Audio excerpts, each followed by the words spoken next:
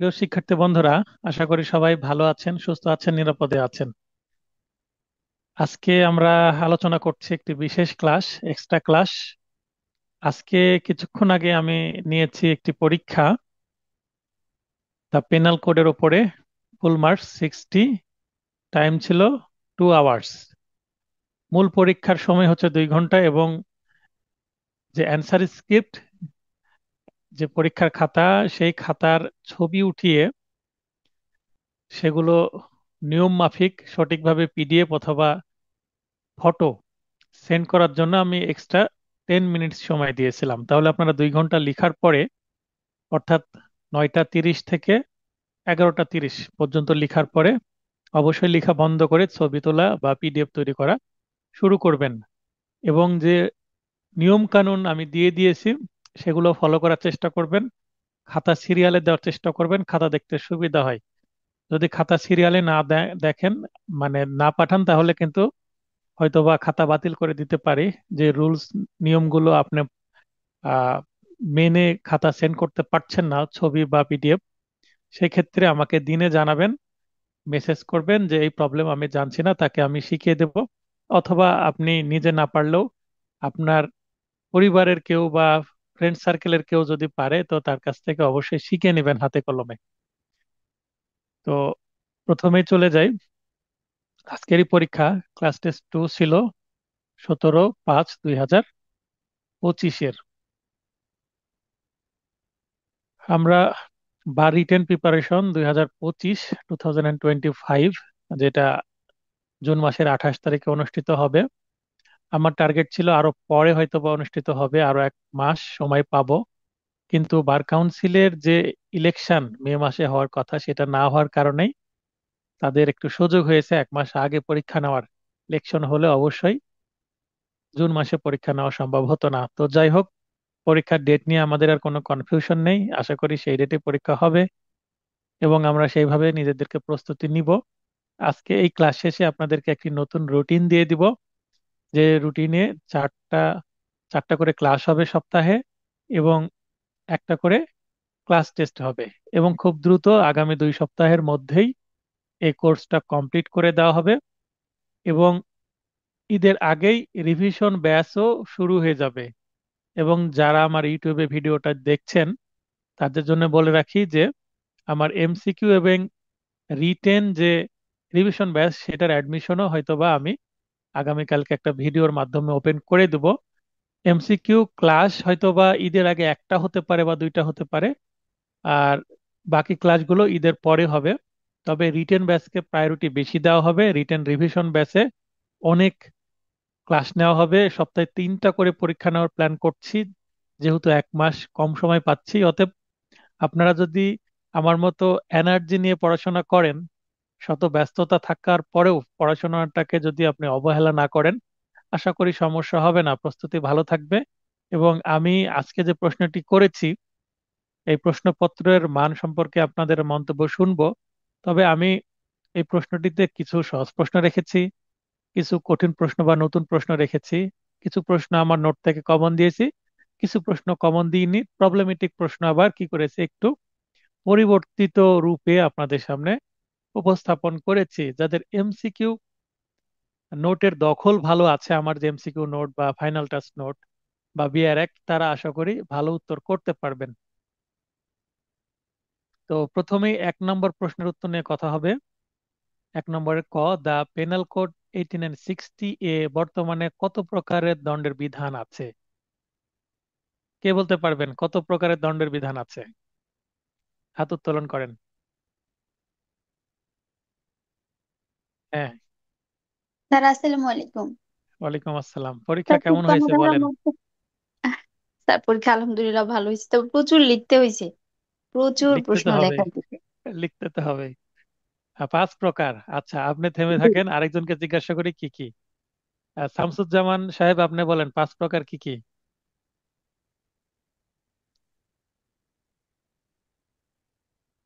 ওবায়দুর রহমান, লাইনে আসেন, বলেন 5 প্রকার কি কি? আসসালামু আলাইকুম। ওয়ালাইকুম আসসালাম। লিখেছেন প্রশ্নটি?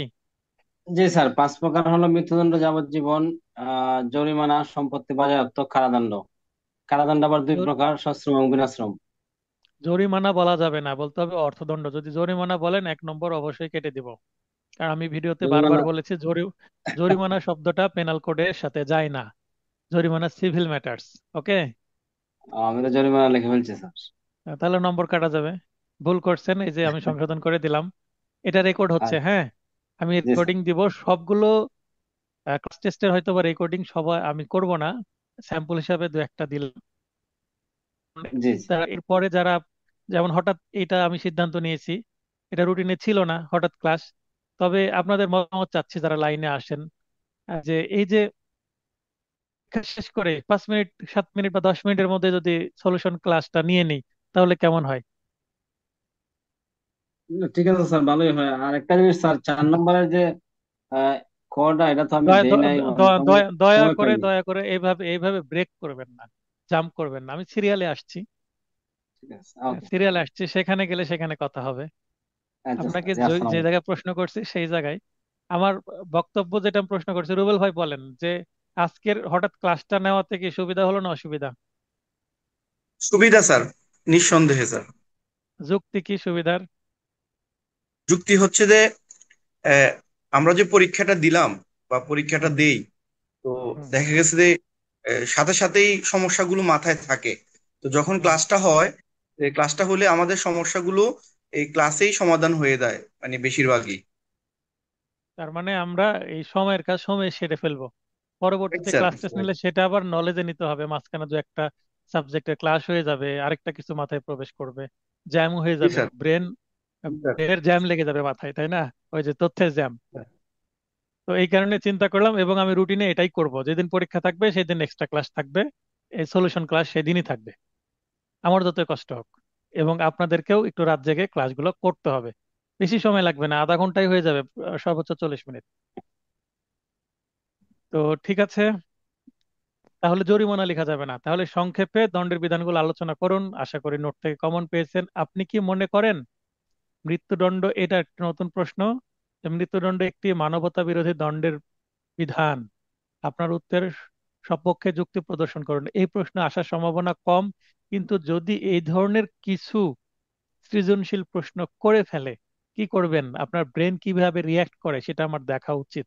আর এটা আসলে উন্নত বিশ্বে এই মৃত্যুদণ্ডকে ব্যান করা হচ্ছে, এবং যারা মানবতাবাদী অর্গানাইজেশনস, ইন্টারন্যাশনাল অর্গানাইজেশনস, তারা কিন্তু ডেথ পেনাল্টি বা মৃত্যুদণ্ডের কিন্তু বিরুদ্ধে কথা বলছেন।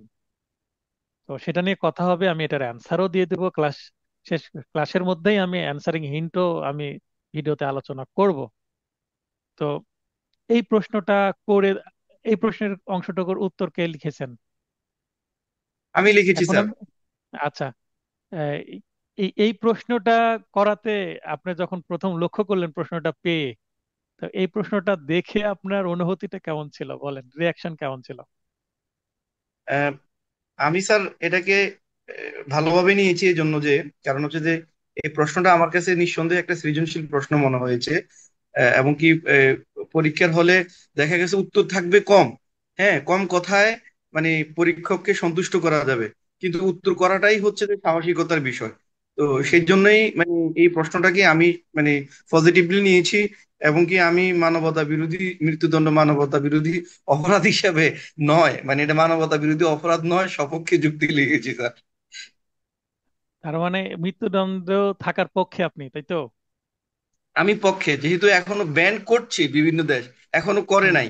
হ্যাঁ, হুম, আমি এটাকে যেমন এই যে 53 ধারার যে রেগুলার পানিশমেন্ট মৃত্যুদণ্ড বা ডেথ পেনাল্টি, হ্যাঁ এটাকে হুম। মানে এই রেগুলার পানিশমেন্ট হিসেবেই আমি যুক্তি উপস্থাপন করেছি আর কি।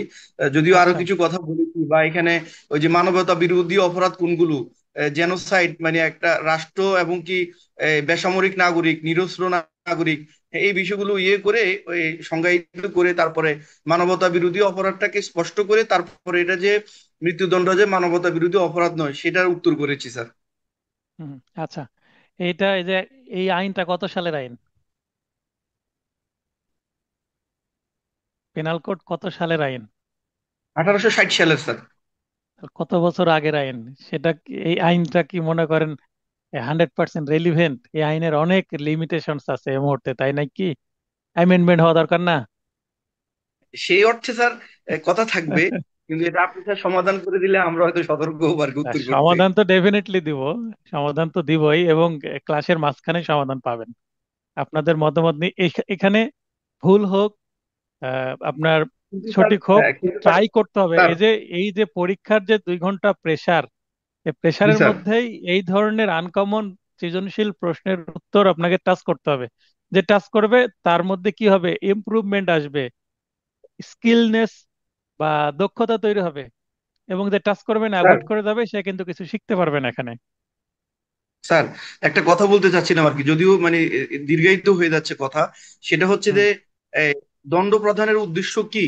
হ্যাঁ, দণ্ড প্রদানের উদ্দেশ্য কি, একটা ক্লজ ছিল আমাদের, আপনার নোটেও ছিল স্যার, যে হ্যাঁ। অপরাধ থেকে অপরাধ নিবারণ করা, মানে হুম। অপরাধীরা যাতে মানে সহসায় অপরাধ করতে না পারে, সেটাই হ্যাঁ। একটা উদ্দেশ্য ছিল। তো এখন আমরা জানি স্যার, ওই যে আসিয়া হত্যা মামলা, হ্যাঁ, এই হুম। যে মানে হিটু শেখরে মৃত্যুদণ্ড প্রদান করছে আদালত, ঠিক আছে?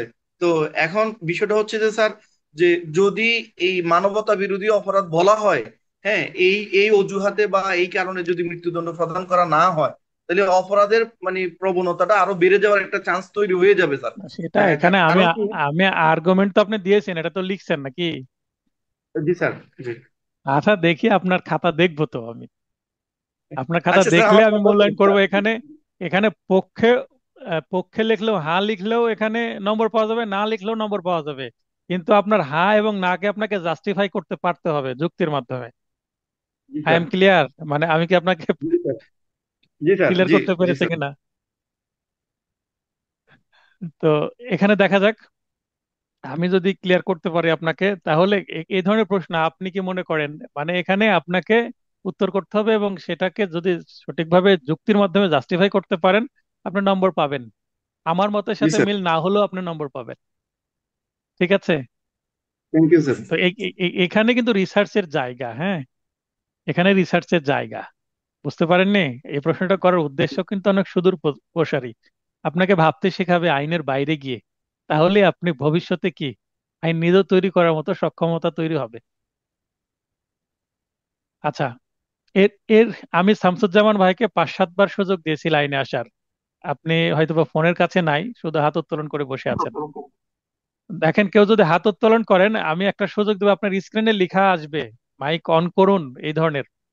তো বলেন শামসুজ্জামান ভাই, আপনি ওই 5 প্রকার বলতে চাচ্ছিলেন, এই প্রশ্নের উত্তর লিখেছেন? মৃত্যুদণ্ড একটি মানবতা বিরোধী দণ্ডের বিধান, সপক্ষে লিখেছি বা স্যার। বিপক্ষে? আসসালামু আচ্ছা, আলাইকুম, আমি ওটা লিখেছি এই স্যার। ধর আচ্ছা, এই ধরনের প্রশ্ন প্রতিবার পরীক্ষায় দু একটা রাখবো কিনা নেক্সট পরীক্ষাতে? রাখা রাখা উচিত স্যার, জ্ঞানের প্রসার হবে স্যার। হ্যাঁ, এখানে এই রিটেন প্রশ্ন এমসিকিউ যতটা কমন দিতে পেরেছি, আমি আবারও বলছি, রিটেন প্রশ্ন হয়তো বা এতটা কমন দিতে পারবো না। কিন্তু আপনার জ্ঞানের পরিধি এবং চিন্তা ভাবনার জায়গার যে পরিধি, সেটা যদি আমি বৃদ্ধি করে দিতে পারি এই ধরনের প্রশ্নের মাধ্যমে এবং টেস্টের মাধ্যমে, তাহলে আপনার দুই তিনটা জিনিস হবে। এক নম্বর হচ্ছে, আপনি ভাবতে শিখবেন, একটু স্টাডি করবেন, একটু গুগল টুগল করবেন, বা কাউকে জিজ্ঞাসা করবেন, বা এই ধরনের এই যে live class, solution class interested হবেন, রেসপন্স করবেন, প্রশ্ন করবেন আমাকে। 24 ঘন্টা তো খোলা রাখি আমি হোয়াটসঅ্যাপ এখন। মেসেজ জি স্যার। করবেন, আমি উত্তর দেওয়ার চেষ্টা করব। তার মানে আপনাকে জ্ঞান নিতে হবে, আমার কাছ থেকে নেন, বই থেকে নেন, ইন্টারনেট থেকে নেন, বা আপনার আশেপাশের যারা অ্যাডভোকেটস বা শিক্ষক আছে তাদের কাছ থেকে নেন। আপনাকে পড়তে হবে, না পড়ে আপনি পাশ করতে পারবেন না। জি এই স্যার। হচ্ছে বিষয়। তো এখানে আমি যেটা করার চেষ্টা করছি, অল্প সময় আপনাকে যেন বেশি পড়তে হয়। তা আনকমন তো কিছু রাখতেই হবে আমাকে, যেহেতু মূল পরীক্ষা আনকমন থাকবে।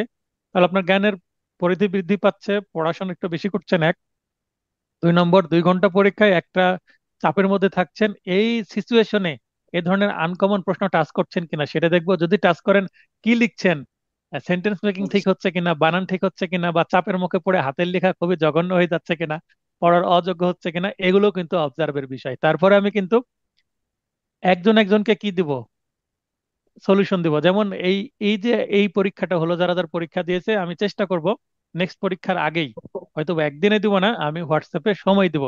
মানে একজন একজনকে আমি 10 মিনিট 15 মিনিট করে সময় দিব। কি কারণে? আপনার খাতাটা আমি ওপেন করব আমার কম্পিউটার স্ক্রিনে, আপনার খাতা আপনার কাছে থাকবে, আমি বলে দেবো যে আপনার সাথে আমি এই দিন কথা বলতে চাচ্ছি, কয়টায় আপনি ফিরে আছেন। ঠিক আছে, আমি প্রত্যেককে শিডিউল দিয়ে দিব, দিয়ে আমি ওই সময়ের মধ্যে ফোন করে আপনার সাথে আমার মানে সিঙ্গেল সিঙ্গেল কথা হবে এবং বলবো আপনার খাতায় কোথায় কোথায় ভুল আছে, কোথায় কোথায় কিভাবে আপনাকে কারেকশন করতে হবে এবং কোথায় কোথায় আপনি ভালো করেছেন। এটা করলে আপনার আসলেই সরাসরি ক্লাস করার যে বেনিফিট সেটা আপনি পেয়ে যাবেন। অনলাইন ক্লাস হলো, আমি এটা করব। আমার স্টুডেন্ট সংখ্যা যেহেতু আমি বাড়াইনি, যতটুকু আছে খুব বেশি বৃদ্ধি পাইনি, দেখছেন যে আমি অ্যাডমিশন নিলেও খুব বেশি বৃদ্ধি পাইনি, আমি কিছু কৌশল অবলম্বন করেছি, করে আমি অ্যাডমিশনটাকে কন্ট্রোল করেছি। আমি চেয়েছি যে মূল যেন ব্যাচে বেশি ভর্তি না হয়।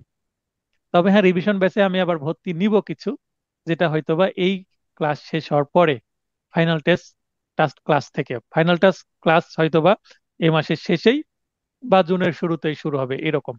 মানে আমি যেটা আপনাদের জন্য করছি, মানে আপনার জায়গা থেকে আপনি হয়তো বা টেনশনে আছেন পরীক্ষা দিতে হবে, আমি তো টেনশনে নাই, তাহলে আমি মুক্তভাবে চিন্তা করতে পারছি যে কিভাবে আপনাদের ভালো করা যায়।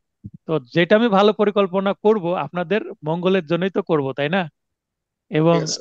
যেন এই অল্প সময়ে সবচেয়ে বেশি আমরা সদ্ব্যবহার করতে পারি সময়ের। তো সেটাই আমি করব, আমি রিসার্চটা করি, আপনারা আমি যেটা দিব আমার জাস্ট ইনস্ট্রাকশন ফলো করে চলেন। আশা করি আপনাদের সময় নষ্ট হবে না এবং আমার ইনস্ট্রাকশন অনুসারে চললে পাশ করাটা সহজ হয়ে যাবে ইনশাল্লাহ। তো এরপরে পরের প্রশ্নটা পড়ি, আশা করি এই প্রশ্ন নিয়ে আর কারো, আচ্ছা 1 নম্বরের ক নিয়ে কারো কোনো প্রশ্ন আছে এই মুহূর্তে? আচ্ছা, 1 নম্বরের ক এর এই যে এটা মানব, এই যে যুক্তি সপক্ষে যুক্তি, যে পিঙ্ক হাইলাইটেড অংশটুকুর উত্তর কি হবে আমরা একটু পরে আসছি। হ্যাঁ, এই জাস্ট একবারে আমি শেষ করি, তারপরে আমি অ্যানসারিং হিন্ট এটাও রেডি হয়ে গেছে, সেটা ওপেন করব, ওপেন করার পরে তখন সেটা নিয়ে আবার কথা হবে। আচ্ছা, তবে এটার আমি উত্তর করেছি, এটার উত্তর কি হবে? আমি যেটা করেছি যে হ্যাঁ, মৃত্যুদণ্ড একটি মানবহিত বিরোধী দণ্ডের বিধান, এ- এটা অবশ্যই হ্যাঁ করেছি আমি। এটা রাখা উচিত না পেনাল কোডে, আর কোনো দেশেই এই মৃত্যুদণ্ড বা ডেথ পেনাল্টি রাখা উচিত নাই, কারণ সেটা একটা কি কিলিং, জুডিশিয়াল কিলিং। দেখবেন যে মৃত্যুদণ্ডের বিধান লেখার পরে যে কলম দিয়ে রায় লেখা হয়, সেই কলমটা কি কি করা হয়, নষ্ট করে হয়, নিপটা ভেঙে ফেলা হয়, আমরা সিনেমাতে দেখি। মানে ওই কলম দিয়ে একজন মানুষের বা একাধিক মানুষের জীবন কেড়ে নেওয়া হলো। মৃত্যুদণ্ড দেওয়া মানে কি, তাকে মেরে ফেলা দেওয়া হলো। তাহলে কলমের কতটা শক্তি, এই কারণে কলমটাকে নষ্ট করে ফেলা হয়, কলমটাকেও মেরে ফেলা হয়।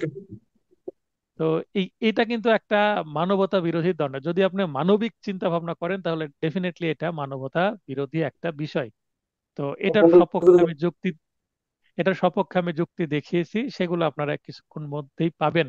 আমি জাস্ট প্রশ্নটাকে আগে রিভিউ করি, তারপরে আমি চলে যাব হচ্ছে অ্যানসারিং হিন্টে। দ্বিতীয়, একটা প্রবলেমেটিক প্রশ্ন। সাধারণত আমার প্রশ্নের ফরম্যাট সম্পর্কে জানেন, খতে প্রবলেমেটিক প্রশ্ন দেওয়ার চেষ্টা করি। পেনাল কোড 1860 এর 304 ধারায় অভিযুক্ত মহিলা ক এর বয়স 70 বছরের অধিক, মানে 70+ একজন লেডি। 304-এ কি আছে কে বলবেন? 304-এ কিসের শাস্তি? এই 304-এর সেকশনের বিষয়বস্তু কি? তফাজ্জল হোসেন, আপনাকে লাইনে আসার সুযোগ দিলাম।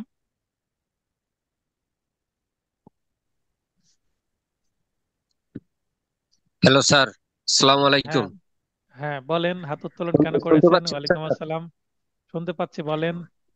প্রথমে দুঃখিত স্যার, আমি মাত্র 1 ঘন্টাও না 45 মিনিটে এই অ্যান্সার করতে পারছি। আমার এখান থেকে কারেন্ট চলে গেছে তো ইয়ার আচ্ছা, লাইনে পারিনি। এই ধরনের এগুলো বলার এই মুহূর্তে দরকার নাই, যখন ওয়ান বাই ওয়ান আচ্ছা কথা ঠিক আছে। বলবো না তখন না দুটো। পার্সোনাল আচ্ছা ঠিক সমস্যাগুলো আছে, আপনি যেটা আলোচনা করবেন। যেটা আচ্ছা ঠিক আছে স্যার, যেটা এখন বলতে চাচ্ছি, আপনি বলছেন যে 360 দ্বারা পেনাল্টিটা কি, মানে কি শাস্তির বিধান আছে? হ্যাঁ, যাবজ্জীবন কারাদণ্ড? 304-এ কি আছে? 304-এ কিসের যাবজ্জীবন বিধান? বিধান হলো আহ, আপনার যাবজ্জীবন কারাদণ্ড বা এটা কিসের জন্য, 10 বছর। যাবজ্জীবন? কিসের জন্য যাবজ্জীবন কারণ, ওটা কিসের শাস্তির বিধান? ও স্যার, ইয়ার জন্য স্যার, নরহত্যার জন্য। নিন্দনীয় নরহত্যা, কালপেবল হোমিসাইডের নিন্দনীয়, হ্যাঁ। হ্যাঁ, কালপাগল পানিশমেন্ট হোমিসাইড আছে। জন্য। পূর্ণ এবং আহ, স্বাস্থ্যযোগ্য নরহত্যার সাজা। হ্যাঁ, আচ্ছা। তাহলে এটা তাহলে 304 দেখলে বুঝতে হবে যে এখানে কি আছে, এটা নলেজ আসতে হবে। তারপরে পড়ি, অভিযোগ প্রমাণিত হওয়ায়, মানে প্রমাণ হয়ে গেছে এই মহিলা আসলে কি করছে, কালপেবুল হোমিসাইডের অপরাধ সংগঠিত করেছে। বয়স ও লিঙ্গ বিবেচনায় বিচারিক আদালত, এই যে এই যাদের মাইক ব্যবহার করছেন এই নাকের কাছ থেকে দূরে নিয়ে যান। নাকের শব্দটা হেডফোনে চলে আসছে, রেকর্ডিং এ চলে আসছে।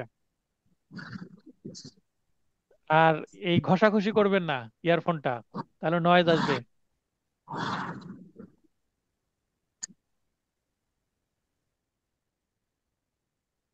হ্যাঁ, তাহলে বয়স ও লিঙ্গ বিবেচনায় বিচারিক আদালত অভিযুক্ত ব্যক্তিকে যাবজ্জীবন কারাদণ্ড বিনাশ্রম রায় প্রদান করেছেন। আচ্ছা, এখানে বয়স মানে বয়স বেশি, এবং উনি একজন মহিলা মানুষ। মহিলা মানুষদেরকে জামিনের ক্ষেত্রেও একটা কি দেওয়া হয়, প্রিভিলেজ দেওয়া হয়, সুবিধা দেওয়া হয়। কোথায় আছে? সিআরপিসি 497। তো এখানে যাবজ্জীবন কারাদণ্ড বিনাশ্রম, সমস্যাটা কি দিয়েছে? মহিলা মানুষ, সশ্রম মানে কি করতে পারবে না, কঠোর শ্রম সহকারে তো থাকতে পারবে না। আরো বয়স বেড়ে যাবে, যদি 10 বছর বাঁচে তাহলে 80+ হয়ে যাবে, 20 বছর পারলে 90+ হয়ে যাবে। তিনি কি কাজ করতে পারবেন? পারবেন না, কঠোর শ্রম তো করতে পারবেন না। তাই মানবিক বিবেচনায় হয়তো এটা করেছেন। তো প্রবলেমটা কি, কে বলবেন? এই প্রশ্নের প্রবলেমটা কি, কি অ্যান্সার করেন? মানে মূল উত্তর কি হবে এটার, এক কথায় বলেন, অল্প কথায়। ওবায়দুর রহমান বলেন। স্যার, আসসালামু আলাইকুম স্যার। হ্যাঁ, ওয়ালাইকুম আসসালাম। যাবজ্জীবন কারাদণ্ড সর্বদাই সশ্রম হবে, বিনাশ্রম হবে না স্যার। হ্যাঁ, এখানে কত আদালত ধারায় ব্যর্থ আছে? হয়ে পড়ছে, কত মানে আইন ধারায় আছে? ব্যর্থ ঘটাইছে। কত ধারায় আছে? 304 ধারায়, 304 ধারায় আছে। না না, এই যাবজ্জীবন কারাদণ্ড সর্বদা যে সশ্রম হবে, এটা কত ধারার বিধান? 53 খুব এটা ব্যাখ্যা 53 ব্যাখ্যায় বলা আছে স্যার। আচ্ছা, 53 ব্যাখ্যায় বলা আছে একজন বলছেন, হ্যাঁ ঠিক আছে। 53 ধারার ব্যাখ্যায় বলা আছে এই কারণে। তাহলে আমি এখানে বলছি যে তাহলে এটা কি হবে, রাইটই আইন সিদ্ধ নয়, তাই নয় কি? এবং যুক্তিটা আপনারা দিয়ে দিলেন 53 ক্ষয় আছে, তাই আইনের বাইরে গিয়ে তো আর কি করতে পারবেন না, যতই মানবিক হওয়ার চেষ্টা করেন। তাহলে আপনার মতো উপযুক্ত ও আইন সিদ্ধ রায় কি কি দেওয়া যেত? তাহলে সেটা অবৈধ রায় হতো না। অল্প কথায় যুক্তি কি দেওয়া যেতে পারে, আব্দুল মাজিদ সাহেব বলেন, কি দেওয়া যেতে পারে? স্যার, এখানে তো প্রথমে 353 ব্যাখ্যায় বলা হলো সশ্রম দেয়া যাবে না, মানে যেহেতু হুম। সশ্রম এটা বিনাশ্রম দিয়ে ফেলছে, এটা হবে না। হুম। এটা প্রথম কথা। দ্বিতীয় হুম। কথা, 304 কিন্তু আমরা দেখি যাবজ্জীবন অথবা 10 বছর এটা বিনাশ্রম হয়, যখন দশ হুম। বছর দেওয়া হয়। যেহেতু মহিলার বয়স 70 বছর, সে বিবেচনায় 10 বছর দিয়ে বিনাশ্রম করা হোক, যেহেতু আচ্ছা, বিনাশ্রমই দিতে চাচ্ছি। 10 বছর কি শুধু বিনাশ্রম, সশ্রম দেওয়া না, যেত না? সশ্রম বা না, সশ্রম বা বিনাশ্রম দুটাই আছে। আমরা তো মানে প্রথমে আয়দার, 53 ধারা। এখানে লেখা আছে আইদার ডেসক্রিপশন, মানে যে কোনো বর্ণনার, আইদার হ্যাঁ, ডেসক্রিপশন বা যে কোনো বর্ণনার বলতেই সশ্রম বা বিনাশ্রমকে বোঝায়, তাই নয় কি? তো আমি ওই চিন্তা করে দিছি যে 304 যেহেতু আছে, তো 10 বছর যেহেতু বিনাশ্রম আছে এবং মহিলার বয়স 70, যদি হুম। দেওয়াই যায় তাহলে 10 বছর দিয়ে বিনাশ্রম দেওয়া হোক, কিংবা তো যাবজ্জীবন দিয়ে তো সশ্রম সম্ভব না। হ্যাঁ, তো এখানে পয়েন্ট দুইটা দেখেন, উপযুক্ত। উপযুক্ত বলতে এই মহিলার জন্য উপযুক্ত, তাই জি। নয় কি? তাহলে মহিলার জন্য উপযুক্ত, আমাকে তাহলে বিনাশ্রমই দিতে হবে, তাহলে উপযুক্ত হবে। হুম, না হলে জি মহিলা তো স্যার। কাজ করতে পারবে না। ওটা একদম আর শেষের দিকে খেয়াল করছি, খুব চাপায় লিখছি। প্রথমে আর 53 ব্যাখ্যায় বলছি যেটা আইন সিদ্ধ আচ্ছা। নয়, পরে আপনার আর প্রশ্নটা খেয়াল করছি যে আবার যুক্তিও দিতে হবে, আর তখন দ্বিতীয়ত ওইটুকু হচ্ছে, লিখে দিছি। দ্বিতীয়ত দেখেন যে আইন সিদ্ধ, আইন সিদ্ধ করতে হলে আপনি 10 বছর যদি বিনাশ্রম করেন তাহলে হচ্ছে। আবার কেউ যদি লেখে যাবজ্জীবন কারাদণ্ড সশ্রম দিয়ে দিলাম, তো যাবজ্জীবন কারাদণ্ড সশ্রম দিলে সেটা আইন সিদ্ধ হচ্ছে বটে, মানে অবৈধ হচ্ছে না, কিন্তু মহিলার জন্য উপযুক্ত হচ্ছে না, তাই নয় কি? জি, ওইটাই লিখছি। আচ্ছা, এখানে মামলা প্রমাণিত হয়ে গেছে, তাও যদি মহিলাকে কি দেওয়া হয়, প্যারোল দেওয়া হয়, প্যারোল বোঝেন? মুক্তি দেয়, যে প্যারোলে মুক্তি বলে যে। প্যারোল, প্যারোল বলতে তাকে জেলে থাকতে হবে না। আর সে হয়তো বা ওই সংশোধনাগারে থাকবে অথবা বাসাতেই থাকবে, প্যারোলে থাকবে।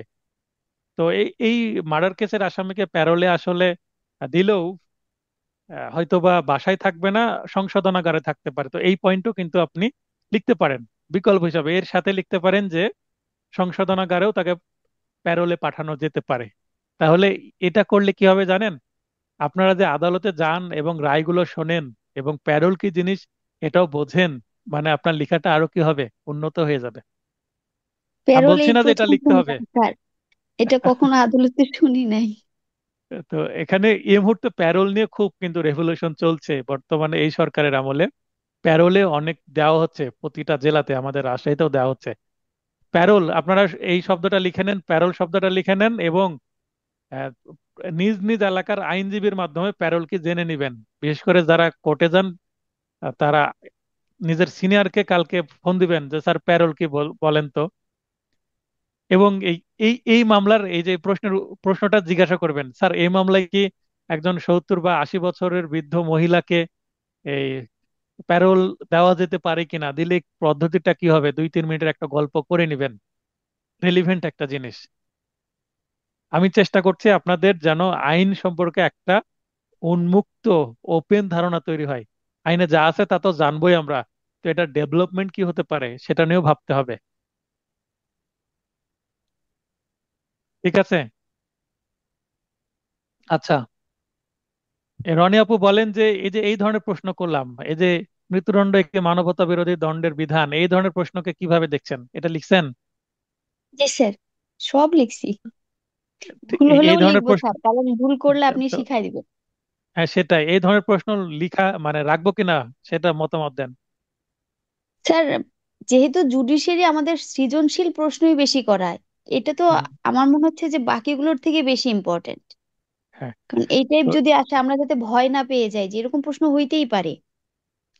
মানে আপনাদের কনফিডেন্ট লেভেলটা আমি এমন জায়গায় তুলে নিয়ে যাব যে যতই জটিল ভাবে প্রশ্ন করুক আপনারা উত্তর দিতে পারবেন।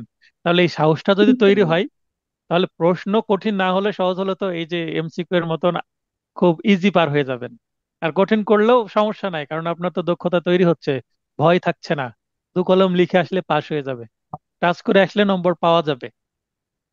তো এখানে দেখেন, আবার এই প্রশ্নটা আমি আগেও এক সময় করেছিলাম, কিন্তু এই প্রশ্নটাকে আবার মডিফাই করে আমি এখানে যুক্তি চাচ্ছি। এখানে দেখেন প্রবলেমেটিক প্রশ্নের মধ্যে কি চাচ্ছি, পানিশমেন্ট জানতে চাচ্ছি, তাই নয় কি? এখানে যারা লাইনে আছেন কথা বললে নিজেকে মিউট করে কথা বলবেন, কারণ এটা রেকর্ড হচ্ছে, আপনার কথা চলে আসছে, অন্যদের ডিস্টার্ব হচ্ছে। আচ্ছা, তারপরে এগিয়ে যাই। কি উত্তর হবে এটা তো আমি আসছি একটু পরে, আমি জাস্ট একটা প্রশ্নটাকে রিভিউ করি। এবং আপনাদের, আমি যদি অ্যান্সারিং হিন্ট ওপেন করে ফেলি তাহলে তো কি টুইস্ট নষ্ট হয়ে যাবে।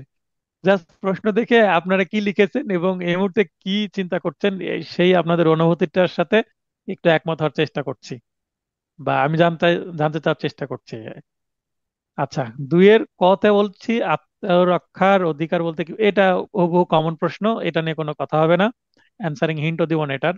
খ, একদল ডাকাত এক্স কে একটি জুয়েলার্স দোকানে প্রবেশ ও স্বর্ণালংকার লুটতারাজ করার উদ্দেশ্যে উক্ত দোকানের দরজা জোরপূর্বক ভাঙ্গার জন্য বাধ্য করে। এক্স এক্ষেত্রে পেনাল কোড 18 and 60 এ প্রদত্ত আত্মরক্ষার অধিকার এর আশ্রয় লাভের অধিকারী হবে কিনা। স্বপন ভাই কি আছেন ক্লাসে? হ্যাঁ, স্বপন ভাই লাইনে আসেন। স্বপন ভাই থেকে আগে শুনবো গল্প এটা নিয়ে। জি, আসসালামু আলাইকুম স্যার। হ্যাঁ, এই প্রশ্ন কি উত্তর করেছেন বলেন, পাবে কিনা, হ্যাঁ বা না বলেন। স্যার আমি না করেছি। কিন্তু এই মানে এইটা এর আগে যে আমি নোটে ভুল ছিল, আপনি ভুল ধরে দিয়েছিলেন একটা প্রশ্নের, এই 102 দিয়ে প্রশ্ন উত্তর করেছিলাম আমি, আপনি বললেন 94, হ্যাঁ আপনারটা ঠিক ছিল। এটাও নিশ্চয়ই 94 এর ব্যাখ্যা দিয়ে উত্তর করেছেন, তাই নাকি? জি স্যার। আচ্ছা, এখন কি মনে হচ্ছে যে এটা সঠিক উত্তর করেছেন না ভুল করেছেন? আমার কাছে তো চেক ওই করে। প্রশ্নটার মতই লাগছে, একটু মডিফাই করা হয়েছে কিন্তু। হুম হুম। এই প্রশ্নের উত্তর কেউ পরীক্ষা দেওয়ার পরে চেক করেছেন কিনা? আর আপনারা পরীক্ষা দেওয়ার সময় দয়া করে কেউ অসৎ উপায় অবলম্বন করবেন না, ইন্টারনেট বা বই, নোট কোনো কিছুর হেল্প নেবেন না, পরীক্ষার পরে আপনারা চেক করতে পারেন। পরীক্ষার সময় যদি আপনারা কোনো কিছু দেখে বা কারো হেল্প নিয়ে ইন্টারনেট বা আমার নোট বা আমার ভিডিও বা কোনো কিছুর হেল্প নিয়ে যাকে বলে কপি করা, নকল করা, তাহলে কিন্তু আপনি নিজের পায়ে নিজে কুড়াল দিবেন। কারণ আমি পরীক্ষা নিচ্ছি আর আপনি দেখে লিখছেন। আপনি দেখে লিখে এই পজিশন এক ফার্স্ট হবেন, সেকেন্ড হবেন, থার্ড হবেন, আপনি একটু হাইলাইটেড হবেন, এইটা মিথ্যা অহমিকা নেওয়ার দরকার নাই, কোনো প্রাউড ফিল করার দরকার নাই এইভাবে। তো আমি সবার উদ্দেশ্যে বলছি, সৎভাবে পরীক্ষা দিবেন, আপনার প্রবলেম আমি সলভ করে দিতে পারবো। আর যদি আপনার পরীক্ষা দিলেন, দেখলেন আপনি ভালো নম্বর পেলেন, যে প্রতি পরীক্ষায় দেখাচ্ছে হাইস্ট পাচ্ছে, তো তাকে নিয়ে তো আমার খুব একটা টেনশন থাকবে না। কিন্তু সে যদি দেখে দেখে পরীক্ষা দিয়ে হাইস্ট পায় বা টপ 10-এর মধ্যে থাকে, তাহলে তো সে নিজের পায়ে নিজেই কোড়াল দিচ্ছে। কারণ তার প্রবলেম নাই আমি মনে করব, তাকে আমি কোনো হেল্পই করব না, শেষ পর্যন্ত সে বিপদে পড়বে, কারণ তার স্কিল ডেভেলপ করবে না। আতর ভাই, লাইনে আসেন। আসসালামু আলাইকুম। ওয়ালাইকুম আসসালাম। আচ্ছা, আপনারা লাইনে আসার পরে সালাম দেওয়ার দরকার নাই। লাইভ ক্লাসে কাউকে লাইনে এসে আমি আপনার সালাম দেওয়ার দরকার, আপনি প্রতিদিন সকালবেলা আমাকে একটা সালাম দিয়ে দিবেন, গুড মর্নিং সহ। আমি আবার বলছি, সালাম ওকে। এবং ওয়ালাইকুম আসসালাম, এইভাবে বারবার আমি সময় নষ্ট করতে চাচ্ছি না। আপনারা ডিরেক্ট প্রশ্ন করবেন, সালাম দেওয়ার বা কেমন আছে এটা একটু ইররিলেভেন্ট হয়ে যাবে, কারণ সবারই সময় মূল্য আছে এই মুহূর্তে। বলেন, তাড়াতাড়ি বলেন, কি বলবেন। ভাই এই প্রশ্নের লাস্টে এটা মানে স্পষ্ট বোঝা যাচ্ছে যে সে আত্মরক্ষার অধিকার পাবে না। কিন্তু আগে ওই যে স্বপন ভাই যেটা বললো যে আমি ওই 94 ধারার আলোকেই লিখছি আর কি, হুম, এটা বলা কি যায়। লিখেছেন, হ্যাঁ বা না? না, আশ্রয় লাভের অধিকারী হবেন না। অধিকার পাবে না? তাহলে হবে না মানে তাহলে এক্সের সাজা হবে, এই তো। জি। আচ্ছা, স্বপন ভাই, আপনি 94 ধারায় দেখেন, ব্যাখ্যা দুইটা আছে, 1 এবং 2। দ্বিতীয় দুই, ব্যাখ্যাটা জি একটু স্যার। দেখে নেন। দ্বিতীয় ব্যাখ্যা দেখলে বুঝতে পারবেন যে এখানে কি টুইস্ট রেখেছি। আচ্ছা, তাহলে আমরা একটু এগিয়ে যাই। পার্থক্য পার্থক্য স্যার, তিনটা কমন আছে, লিখবেন। স্যার এখানে একটু বলি, 94 2 দিয়ে ব্যাখ্যা না করেও যদি আমি 100 বা 102-এ যে মানে মৃত্যু বা গুরুতর আঘাতের যে আতঙ্কটা, যে 100 ধারায় তো একটা আছে যে মৃত্যু ঘটানোর বা গুরুতর আঘাতের যদি আতঙ্ক থাকে, তাহলে সে আত্মরক্ষার অধিকার দেখাইতে পারবে। তা সে আমি তো যদি কোনো ওইটা আত্মরক্ষাই ব্যাখ্যা করেনি। না, এখানে তো আত্মরক্ষা করেনি। ডাকাত দলের সাথে কি সে মারামারিতে জড়িয়ে পড়ছে? সে তো ভুল যা করতে বলেছে। না, এখানে বাধ্য জুয়েলার্স এর করতেছে। বাধ্য করেছে, সে করেছে তো। আত্মরক্ষার অধিকারকে বাধ্য হয়ে সেটা করি? বরং আমাকে মারতে আসলে আমি কি করি, সেটাকে প্রোটেস্ট করি, তাই নয় কি? ম্যানারটা ভিন্ন না? জি স্যার। বুঝেননি? এটা দেখেন, আত্মরক্ষা মানে আমাকে নিজেকে রক্ষা করবো। এখানে রক্ষা না করে আমি যেটা বললো সেটা করে দিলাম। বললো এই দোকানের তালা ভাঙো, আমি তালা ভেঙে দিলাম, তাহলে এটা আত্মরক্ষা হলো? চাপের মুখে কোনো কাজ করে দিলাম আমি। স্যার এটা এখানে দ্বিতীয় ব্যাখ্যাতে একদম সরাসরি উদাহরণ হবে না। হিসেবে দেওয়া আছে। তাহলে দেখেন আজকে খুবই সূক্ষ্ম বিক্রি হবে। পার্থক্য আছে কিনা, সূক্ষ্ম জি পার্থক্য আছে স্যার। কিনা। এই প্রশ্ন আর করে আমি কি, সরাসরি এই প্রশ্ন করার মাধ্যমে আপনাদেরকে এই জায়গাটা আমি ক্লিয়ার করে দিলাম, তাই না? আপনি যেমন আমার একটা ভুল ধরে দিলেন, আমিও আপনার একটা কি চমৎকার একটা ভুল ধরে দিলাম। এই প্রশ্নটা আসতে পারে রেলিভেন্ট এবার, তাই না? জি স্যার। আবার এমসিকিউ, নেক্সট এমসিকিউ এর জন্য এই প্রশ্নটা এটা মাথার গুরুত্বপূর্ণ। মধ্যে ছিল স্যার, দ্বিতীয় ব্যাখ্যাটাও পড়েছিলাম তখন, কিন্তু উদাহরণটা তখন মাথায় ছিল না। মানে দ্বিতীয় ব্যাখ্যাটাতে ছিল যে মৃত্যুর ভয় থাকবে, তাৎক্ষণিক মৃত্যুর ভয় থাকবে, কিন্তু এই উদাহরণটা সরাসরি এখানে আছে আপনি যেটা হুম। দিচ্ছেন। তো সবাই, আমি অ্যান্সারিং হিন্টে সেটা বলেও দিব, ব্যাখ্যা 2 আছে। আচ্ছা, এরপরে আমরা 3-এর ক্ষয়ে চলে যাই। 3-এর খ, এ, বি ও সি কে দস্যুতা সংগঠনের উদ্দেশ্যে একটি বসত বাড়িতে অপথে, অপথে বলতে যে পথে যাওয়া যায় না, মানে হাউস ব্রেকিং, রাত্রিবেলা প্রবেশের জন্য প্ররোচিত করে। আর সেই সাথে উক্ত উদ্দেশ্যে অস্ত্র সরবরাহ করে। দস্যুতা সংগঠনকালে বাড়ির বাসিন্দা জেড বাধা প্রদান করলে তারা জেডকে খুন করে। এটা কিন্তু ডাকাতি হবে না, কারণ এখানে অ্যাকশনে কয়জন গেছে? মানে মাঠে নেমেছে কয়জন কাজ করার জন্য? 3 জন। কে বললো 3 জন? 2 জন গেছে, একজন তো প্ররোচনা দিছে আর 2 জনকে একজন পাঠাইছে। করেছেন, দুজন গেছে, হ্যাঁ। এ বি হচ্ছে আর বস। সি গেছে। সে দূরে আছে।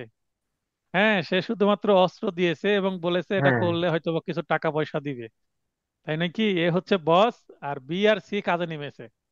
বোঝা গেল? এইগুলো কন্টেক্সট বুঝতে হবে। কারণ যদি 3 জনই বলি যে 3 জনই মাঠে নেমেছে, তাহলে এটা 34 ধারা হয়ে যাবে।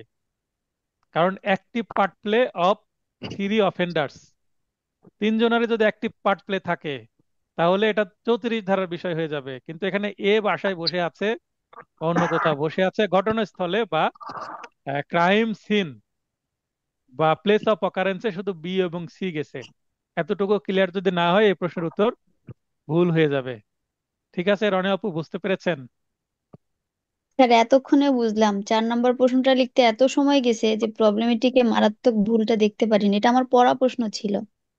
এখন বুঝলাম আপনাদেরকে ভুল করছি। আপনাদেরকে আমি এই মুহূর্তে পরামর্শ দিচ্ছি, প্রবলেমেটিক প্রশ্নগুলো আগে লেখার চেষ্টা করবেন।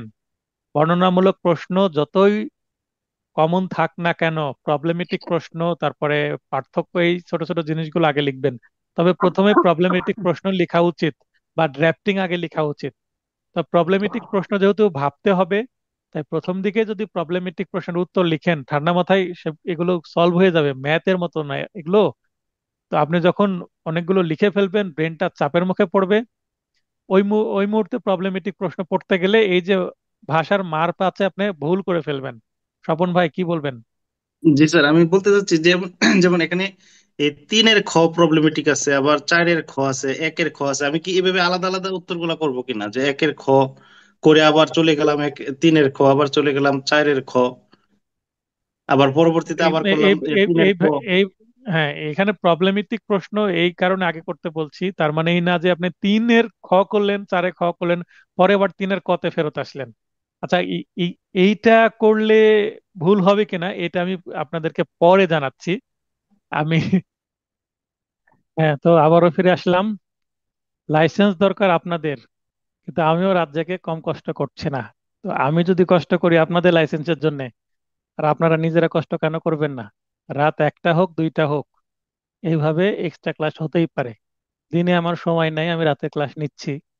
এটাকে যদি আপনারা মনে করেন যে স্যার দিনেই ক্লাস নিতে হবে বা সন্ধ্যাতেই ক্লাস নিতে হবে, এত গভীর রাতে ক্লাস করতে পারবো না, অ্যাডভোকেটদের দিন রাত বলে কিছু কিছু নাই। ডাক্তার আর অ্যাডভোকেট, আপনার রাত 1টা, 2টা, 3টাতেও কিন্তু ফোন আসবে। আপনার কোনো আত্মীয় স্বজন পুলিশের কোনো ঝামেলায় পড়েছে, আপনাকে ফোন করে পরামর্শ চাইতেই পারে, আমার ক্ষেত্রেও হয়। অতএব নিজেকে এইভাবেই তৈরি করেন, ডেডিকেটেড তৈরি করেন, এই পেশায় যেহেতু আসার পরিকল্পনা করেছেন।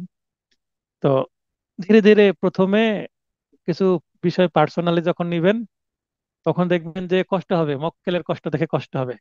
তখন এটা পার্সোনালি চলে আসবে, অনেক কিছু ধীরে ধীরে ধীরে ধীরে সয়ে যাবে। তার মানে এটা একটা গল্পের মতো আপনার কাছে মনে হবে। হ্যাঁ, মানুষের কষ্ট তখন আপনাকে কাঁদাবে, অল্প সময়ের জন্য মনটা খারাপ লাগবে, কিন্তু সেটা ওই কোর্ট পর্যন্তই সীমাবদ্ধ থাকবে। বাসায় আসলে ওই কোর্টের টেনশন বাসায় নিয়ে আসা যাবে না।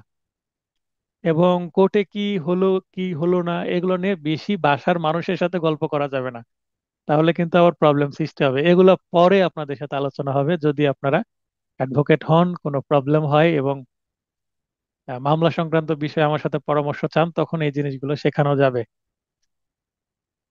তো আমি কিভাবে কিছু কিছু ট্রমা আমারও আসতো মামলার, সেখান থেকে কিভাবে আমি পার পেয়ে গিয়েছি বা কিছুটা প্রফেশনাল হওয়ার চেষ্টা করেছি কিভাবে, সেগুলো আমি শেখানোর চেষ্টা করব আপনাদের। তো পড়ছিলাম যে এই 3 জনের মধ্যে 3 জনই কিন্তু ক্রাইম সিন বা ঘটনাস্থলে যায়নি, প্লেস অফ অকারেন্সে গেছে 2 জন, বিসি। এটার উপরে ডিপেন্ড করবে, এটা 34 না, এটা এ যেহেতু প্ররোচনা দিয়েছে, প্ররোচনার ক্ষেত্রে দূরে থেকে, মানে দড়ি মাছ না ছুঁই পানি, পানিতে না নেমে মাছ শিকার করা, এটা হচ্ছে প্ররোচনা মনে রাখার সহজ উপায়। তাহলে এ হচ্ছে দূরে থেকে কাজ করে নিচ্ছে। কি কাজ? এই জেডের বাসায় দস্যুতা করবে। সে জানে জেডের বাসায় মূল্যবান কি আছে, জিনিসপত্র আছে, তথ্য পেয়েছে। এবার এ তার লোক বিসি কে দিয়ে কাজ করাচ্ছে, তার মানে এ এখানে গডফাদার বা বস, আর বিসি তার হয়ে কাজ করতে গেছে। আর কাজ করতে যে বাধার সম্মুখীন হয়েছে, ধরা পড়লে তো খবর আছে, তাই মেরে পার হয়ে চলে আসতে হবে। মেরে পার হয়ে চলে আসছে ঠিকই, কিন্তু পরে মামলা হওয়ার পরে তদন্ত বা কোনোভাবে এরা আবার ধরা পড়ে গেছে।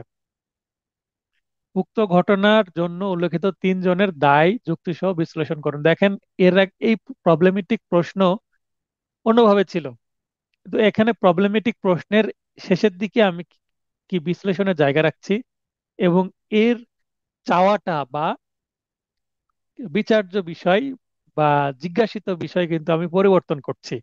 এখানে আপনাদের সৃজনশীলতা দেখানোর জন্য 2-4 লাইন লিখতে হবে। এখানে আবার নম্বরও বন্টন করে দিয়েছি, যেন আপনি লিখতে বাধ্য হন যে প্রথমের দিকে এই যে এই পর্যন্ত যতটুকু পড়লাম এতটুকুর জন্য নম্বর 3, এবং আমি বলছি তাদের বিরুদ্ধে অভিযোগ প্রমাণিত হলে কার কি দণ্ড হবে, খালি দণ্ড লেখার জন্য আপনি 3 নম্বর পাবেন।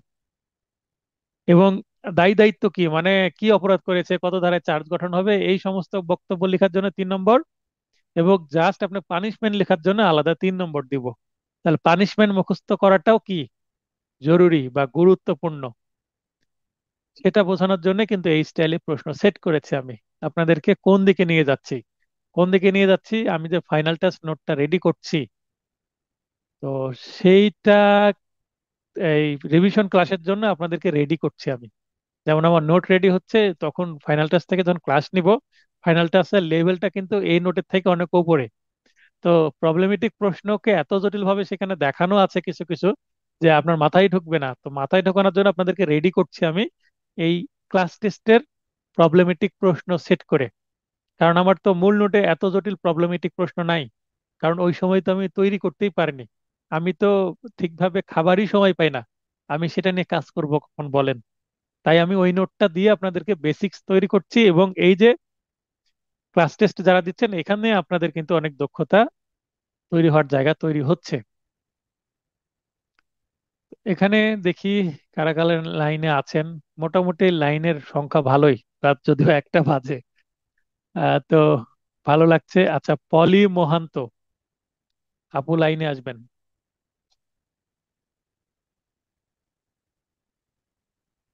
পলি আপু লাইনে আসবেন যদি ফোনের আশেপাশে থাকেন বা আমাকে শোনেন। হ্যাঁ, জি স্যার। আচ্ছা। এখানে এই আজকে প্রশ্নটা একটা বাক্যে বলেন, যে 2-1টা শব্দ দিয়ে তাড়াতাড়ি, যে আজকের প্রশ্ন সম্পর্কে আপনার মন্তব্য কি। প্রশ্নটা স্যার এক শব্দে যদি বলি, বাক্যের পরিবর্তে এক্সেলেন্ট। আমার খুব ভালো লেগেছে। এই এই প্রশ্ন নিয়ে আপনার যে বাসায় অ্যাডভোকেট আছেন ওনার থেকে একটু সময় চেয়ে নিয়ে একটু আলোচনা করবেন, যে এই ধরনের প্রশ্ন করছেন আমার যিনি মেন্টর, যেখানে কোচিং করছি, তো এটা নিয়ে তার মন্তব্য কি সেটা আমাকে শোনাবেন। এই আগামী জি অবশ্যই। আগামী শুক্রবার পর্যন্ত আপনার সময়, যে আপনার অ্যাডভোকেট পরিবারের সদস্য উনি কি মন্তব্য করছেন। বাজারে গাইড আছে, গাইডে বিগত সালের প্রশ্ন আছে, সমাধান আছে। ফেসবুক ঘুরলেও আপনি বিগত সালের প্রশ্ন দিয়ে অনেক প্রশ্ন তৈরি করা দেখতে পাবেন। কিন্তু এই ধরনের সৃজনশীল প্রশ্ন কিন্তু আমি ট্রাই করছি এই কারণে আপনাদের লেভেলটাকে একটু উপরে নিয়ে যাওয়ার জন্য, কারণ দক্ষতা ছাড়া রিটেন পাস করা টাফ। এমসিকিউ যত সহজে এবার যারা পাশ হয়ে গেল, এত সহজে রিটেন পাস হয়ে যাবে এটা কিন্তু ভেবে নেওয়া যাবে না। টাফ হলেও যেন পাস করে আসতে পারেন আপনারা সবাই। এই কারণে আমি পরিশ্রমটা করছি, কারণ এই প্রশ্ন তৈরি করতেও তো আমাকে ভাবতে হচ্ছে, সময় দিতে হচ্ছে, তাই নাকি। জি অবশ্যই অবশ্যই স্যার, অনেক তো পরিশ্রম করতে হচ্ছে। এই প্রশ্নের উত্তর করেছেন এই মুহূর্তে যেটা পড়লাম। আমি এই কোশ্চেনটা আসলে ভালো করে দেখিনি স্যার পরীক্ষার সময়। আমার পরীক্ষা, আমি পার্সোনালি যখন আপনার সাথে কথা বলবো তখন বলবো। আমার মনে হয় আরো 2-3টা পরীক্ষা বেশ খারাপ হবে, আমি সব অ্যান্সার করতে পারছি না, মানে না, এখানে লিখে আপনারা কুলাতে পারছি না, আমি আপনারা এটা করিনি স্যার। আপনারা আপনারা হচ্ছে টপ লেভেলের স্টুডেন্ট আমার, যা আছেন 10-12 জন। তো আপনাদের ভুল হওয়া মানে কি আমি সাকসেস, তাই নাকি। প্রশ্নকর্তা হিসাবে আমি সাকসেস, যে আপনাদের আটকাতে পারছি। স্বপন ভাইকে আটকে দিয়েছি, স্বপন ভাইয়ের প্রশ্নে স্বপন ভাইকে আটকে দিয়েছেন। হ্যাঁ, তো এটা কিন্তু একটা সাকসেস, মানে আপনাদের চোখে আঙ্গুল দিয়ে দেখিয়ে দিচ্ছে আপনাদের দুর্বলতা কোথায়। জি স্যার জি। স্বপন ভাই লাইনে আসবেন। তো জি স্বপন স্যার। ভাই যেটা বলছিলেন যে শুধুমাত্র তিনের খ চারের খ উত্তর করে গেলাম, আর ক গুলো শেষে করব কিনা। তা জি জি। আমার যেটা যেটা মনে হয়েছে, এইভাবে আমি ভাবিনি কখনো। তো আমি 2-3 দিন সময় নিয়ে দু একজনের সাথে পরামর্শ করি। আমি জি যাদের স্যার। পরামর্শ নিয়ে একসাথে যে পাশ হয়েছে, আমারও তো কেউ উপরে ছিল, যদিও কোথাও কোচিং করিনি, এই যে পড়াশোনা করেছি, কিন্তু পরামর্শদাতা অনেক ছিল।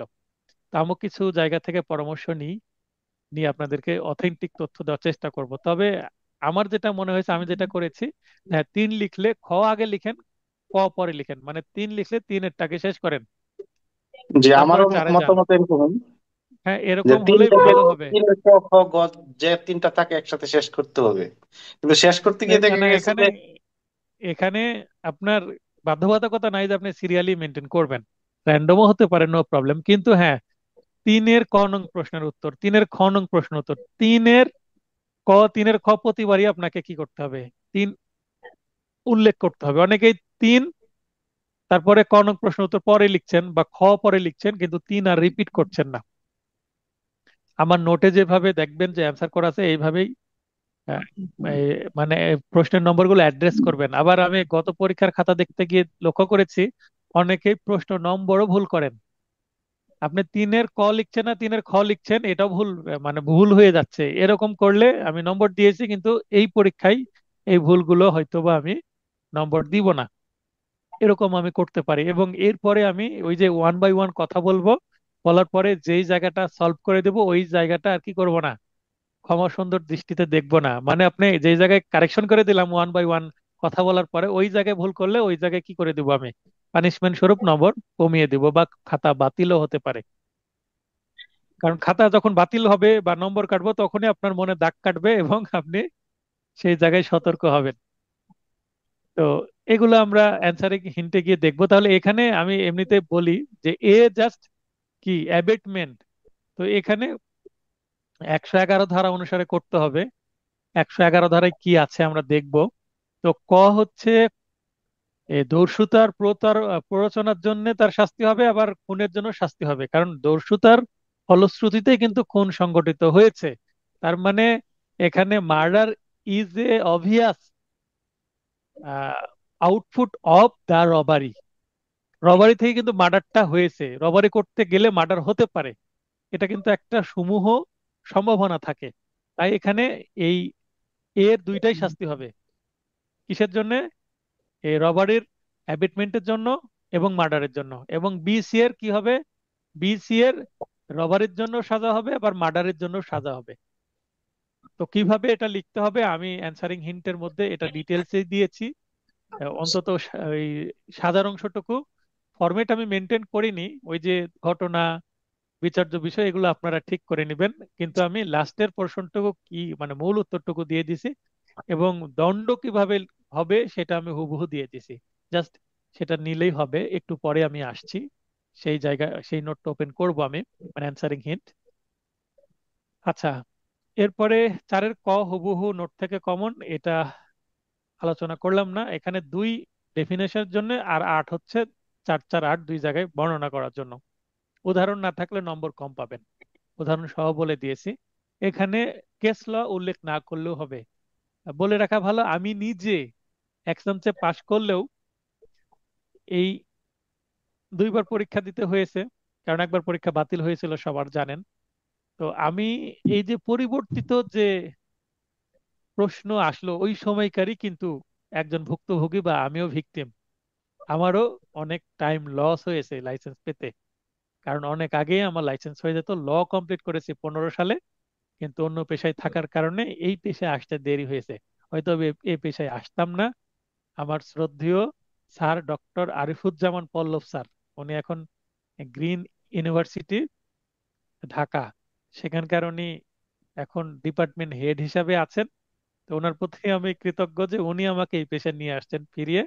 না হলে আমি হয়তোবা ল থেকে দূরেই চলে যেতাম, ব্যাংক বা অন্য কোনো জায়গায় থাকতাম। তবে ব্যাংকে চাকরি করলে আমি মানসিক শান্তি পেতাম না, কারণ রোবটের মতো কাজ করতে হতো। আর এখানে কাজ করছি, আপনাদের জন্য কিছু করতে পারছি, প্লাস মানুষের জন্য কাজ করতে পারছি, তার মানে এখানে রিসার্চের জায়গা আছে। ব্যাংকে কিন্তু ওই রিসার্চের জায়গা নাই, কারণ আমি রিসার্চকে পছন্দ করি। তাই আমার এখানে প্যাশন আছে, প্যাশন না থাকলে এত রাত জেগে এত কিছু করার পরে আজকে কোর্টও ছিল, এত কিছু করার পরে এই রাত জেগে ক্লাস করানো কিন্তু সম্ভব না। আর আমি ক্লাস নিলেও যতই শরীরে ক্লান্তি থাক মুখে কিন্তু হাসি রাখার চেষ্টা করি দেখবেন। আর যেদিন খুব ক্লান্ত থাকি হয়তো বা হাসিটা কম থাকে। তো সেটা ম্যাটার না, ম্যাটার হচ্ছে কি প্যাশন আছে বলে আমি কাজ করতে পারছি। তো আপনাদের এই শব্দটা কেন বলছি, আপনাদেরকে প্যাশন, এই যে এর আগে বললাম একটা ক্লাসে যে যার নাই গতি সে করে ওকালতি, এই শব্দ বা সেন্টেন্স যেন আপনার জন্য প্রযোজ্য না হয়। প্যাশন থেকে পেশে আসছেন এটা এখন ধরে নেবেন, বা যদি আসলে এটার জন্য আসেন যে কোনো গতি নাই বলে আসছেন এটা ভুলে যান, এখন থেকে এটাকে প্যাশন তৈরি করার চেষ্টা করেন যে না আমি ওকালতি আমার ধ্যান জ্ঞান স্বপ্ন।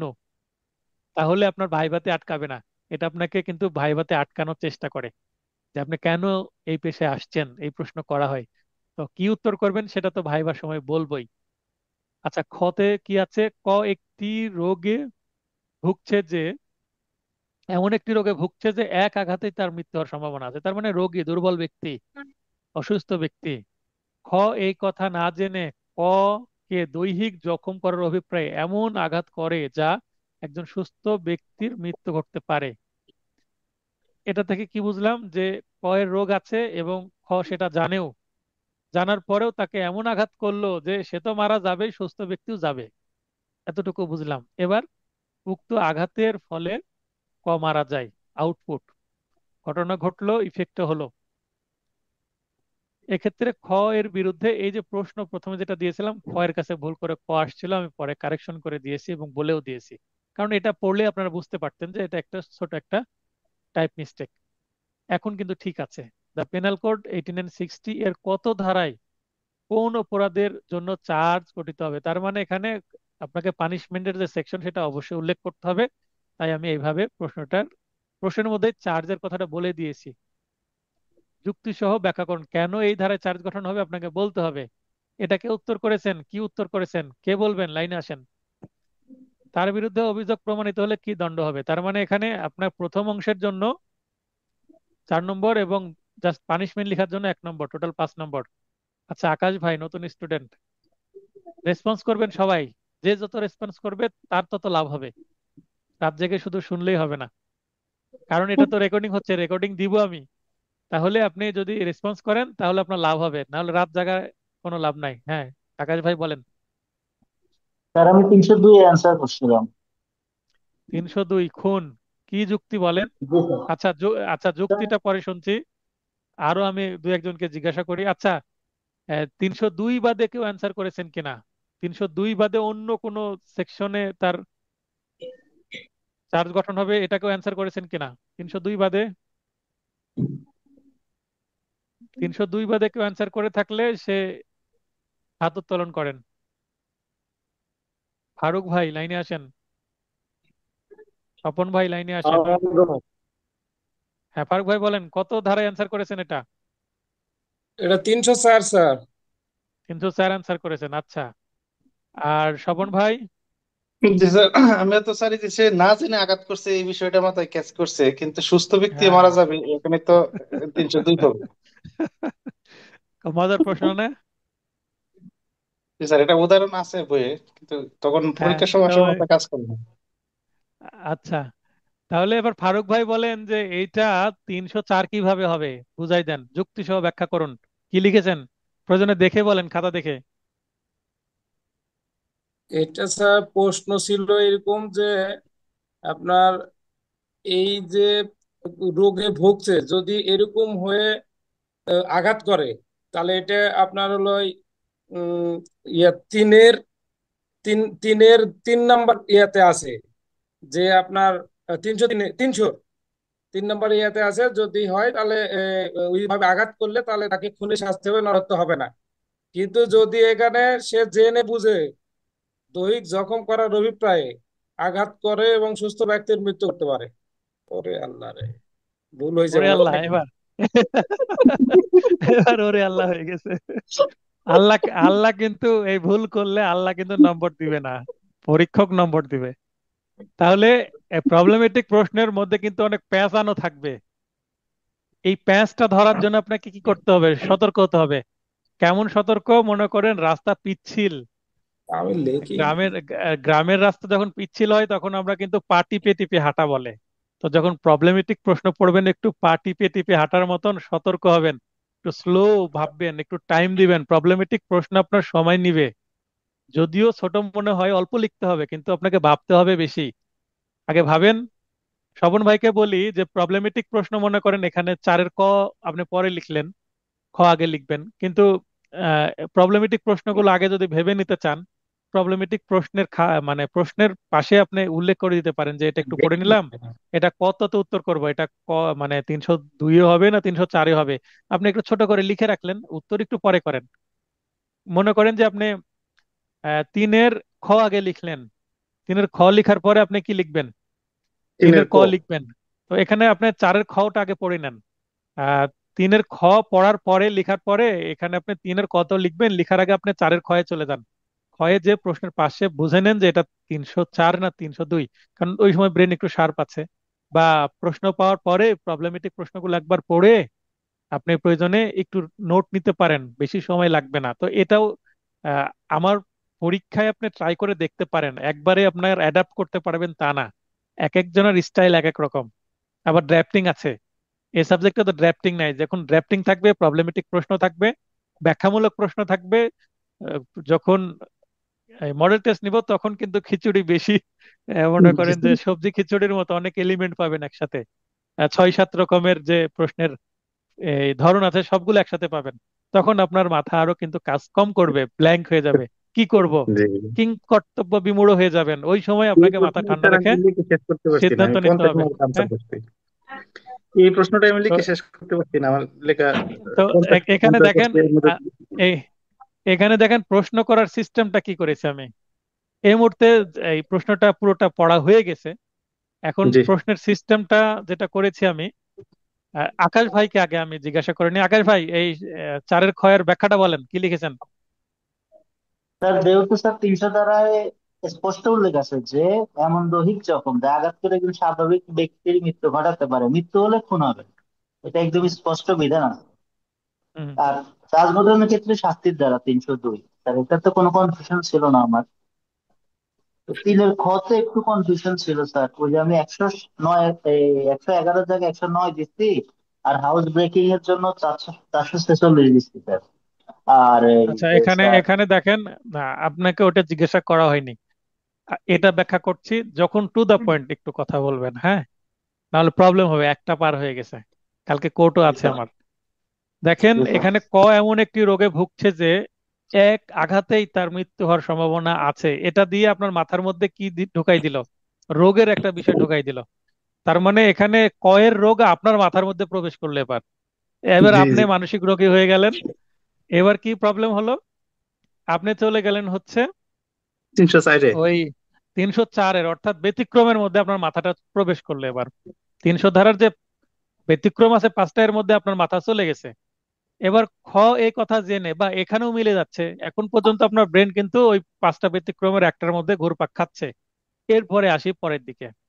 এরপরে বলছে ক কে স্যার এখানে তো লেখা ক্ষয় কথা না জেনে। দৈহিক, হ্যাঁ, দৈহিক জখম করার অভিপ্রায়ে এমন আঘাত করে যা একজন সুস্থ ব্যক্তির মৃত্যু ঘটতে পারে। আচ্ছা, এটাই হচ্ছে কি পয়েন্ট, সবুজ যেটা হাইলাইট করলাম, যে এখানে আরো যদি স্পেসিফিক বলি যে একজন সুস্থ ব্যক্তির মৃত্যু ঘটতে পারে, একজন সুস্থ ব্যক্তির মৃত্যু ঘটতে পারে এই কথা যদি বলি, যে এই আঘাতে সুস্থ ব্যক্তি মারা যাবে, তাহলে এই রোগী সে তো মারা যাবেই। তার মানে এই রোগটা কি না, বিবেচ্য বিষয়ই না এই প্রশ্নের জি ক্ষেত্রে, তাই নয় কি? জি। তো ব্যাখ্যায় আপনাকে এই কথাটা বলতে পারতে হবে যে রোগের বিষয়টা এখানে বিবেচ্য বিষয় না, কারণ সুস্থ ব্যক্তি মারা যাবে। এই কথাটা আপনাকে নিজের ভাষায় উপস্থাপন করতে হবে। এই সৃজনশীলতা দেখার জন্যই কিন্তু যুক্তি, বারবার আমি যুক্তি চাচ্ছি, কারণ যত যুক্তি দিতে পারবেন তত আপনার ব্রেনটা কাজে লাগবে। তত আপনি কি ওই যে প্রথাগত যে ওই বাজারের যে গাইড গুলো আছে বা আমার নোট আছে, কমন প্রশ্নের উত্তর লিখে, ইজি প্রশ্নের উত্তর লিখে আপনার অভ্যস্ত। তো ইজি থেকে বের হয়ে একটু আপনাকে লজিক বা রেশনাল উত্তর করতে হবে। এটার কারণে এটা করেছে। এবং আরেকটা জিনিস যেটা বলতে চাচ্ছিলাম, দেখেন এই প্রথম দিকে আমি কি প্রতিটা প্রশ্নের মধ্যে কিছুটা নতুনত্ব নিয়ে আসছি। আর যেগুলো মানে একেবারে হুবহু কমন, যেমন এই মুহূর্তে আমি এই যে পিঙ্ক হাইলাইট করব, 3-এর ক হুবহু কমন না এই 3টা প্রশ্ন। পার্থক্য। জি এটা প্রথম দিকে রাখিনি, শেষের দিকে রাখছি, কারণ প্রথমে আপনার মাথাটাকে একটু হ্যাং করে নিব, তারপরে সহযোগ গুলো দিব, যেন কি হয়, এই সহজের কাছে আস্তে আস্তে আপনি আগে শেষ, সময় শেষ, বা ব্রেনে মানে জ্যাম জ্যাম হয়ে গেছে এরকম।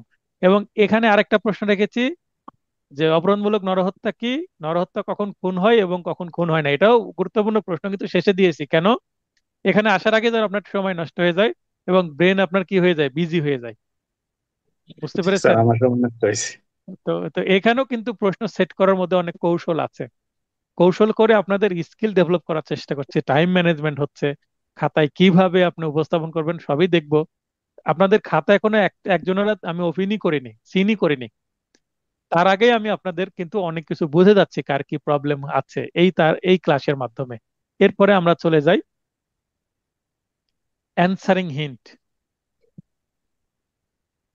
অ্যানসারিং হিন্টে কি আছে এবার আপনাদেরকে উত্তর দিয়ে দিচ্ছি। হ্যাঁ, তো দেখবেন বিভিন্ন রেস্টুরেন্টে বুফে রেস্টুরেন্ট থাকে, বুফে রেস্টুরেন্টে কি করে, কম দামি ভারী খাবারগুলো আগে রাখে, যেমন বিরিয়ানি টাইপের আইটেম গুলো, কাচ্চি টাইপের আইটেম গুলো, যেগুলো সেগুলো খেয়ে যেন আপনার পেট ভরে যায়, এবং যেগুলো একটু দামি আইটেম সেগুলো একটু দূরের দিকে রাখে, পেছনের দিকে রাখে। ওই পর্যন্ত পৌঁছার আগে আপনার কি কাম সারা।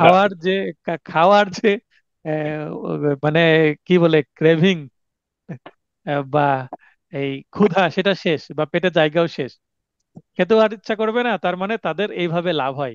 না হলে কিছু খাদক আছে তাদের ক্ষেত্রে হয়তো বা মানি উসুল হয়, কিন্তু সাধারণ পাবলিকের ক্ষেত্রে কিন্তু ওই 500 600 বা 1000 টাকা বা 1500 টাকা দিয়ে ওই পেট চুক্তিতে খাওয়া, এটা কিন্তু কি না, লজিক্যাল না, এবং এটা আনহেলদি একটা প্র্যাকটিস। তো এখানে দেখেন অ্যান্সারিং হিন্টে, হ্যাঁ আমি কি করেছি, মৃত্যুদণ্ড, আপনি কি মনে করেন আমি উত্তর করে যাচ্ছি, উত্তর করার পরে আমার উত্তরের সাথে কেউ দ্বিমত পোষণ করলে পরে কথা বলবেন, আগে আমি জাস্ট এটার উত্তরগুলোকে কমপ্লিট করি, তারপরে আপনাদের লজিক আমি শুনবো। ওকে, জি তো স্যার। দেখেন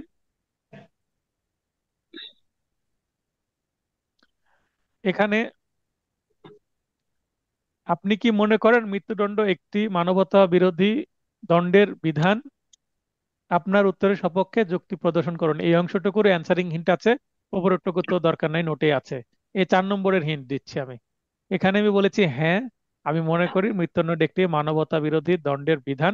আমি যেটা লিখেছি, এই প্রশ্ন যদি আসে, আসার সম্ভাবনা কম, কারণ এটা আমার মাথা থেকে বের হয়েছে, প্রশ্নকর্তাদের মাথায় নাও আসতে পারে, আসতেও পারে, চান্স কম, কিন্তু এই ধরনের কিছু আসতে তো পারেই।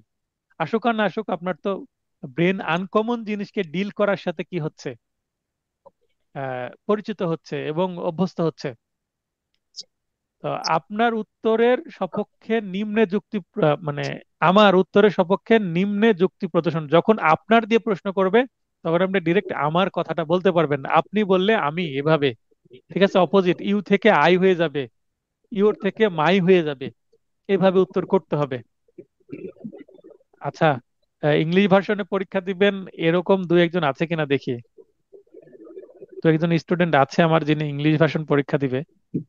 তো আই থেকে, ইউ থেকে আই এবং ইউর থেকে মাই অপোজিট হয়ে যায়, এটা বাংলা আশা করি বুঝতে পারছেন। তো এখানে কয়েকটা পয়েন্ট দিয়েছি, আপনারা পড়ে নেবেন, আমি এই পিডিএফটা ক্লাস শেষে দিয়ে দিব আমার স্টুডেন্টদের, যারা ভর্তি হয়েছে আমার কোর্সে, যারা পরীক্ষা দিলেন তারা অবশ্যই গ্রুপে এটা পেয়ে যাবেন ক্লাস শেষেই।